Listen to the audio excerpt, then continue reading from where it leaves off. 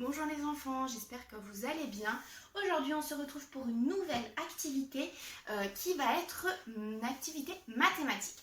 Alors la première chose que vous devez faire si vous ne l'avez pas encore fait, c'est d'aller voir la vidéo sur la chaîne YouTube sur la symétrie. Parce qu'on va en avoir besoin pour comprendre cette activité.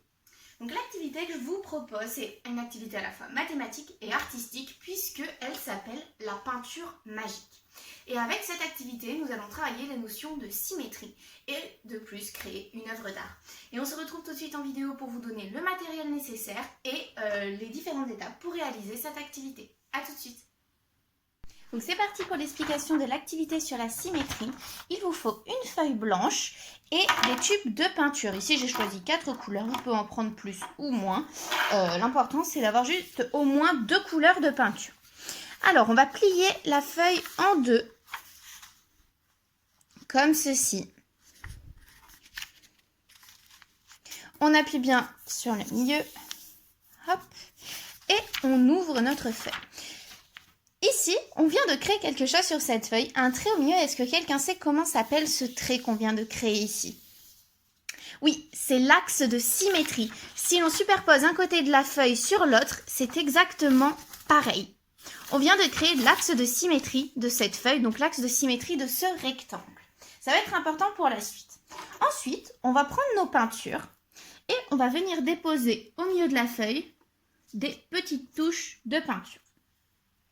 Vous pouvez mettre autant de couleurs que vous voulez, minimum 2, mais peut-être même une, ça peut marcher éventuellement. Voilà, on dépose des petites boules de peinture.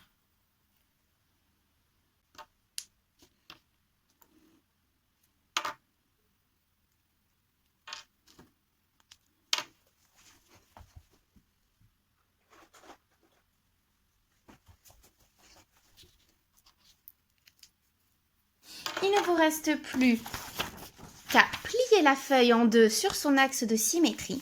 Et là, ce qu'on va faire, c'est étaler la peinture qu'on a appliquée. On l'étale bien doucement pour pas trouer la feuille, parce que des fois, si on en a mis un petit peu trop, la feuille devient très fragile.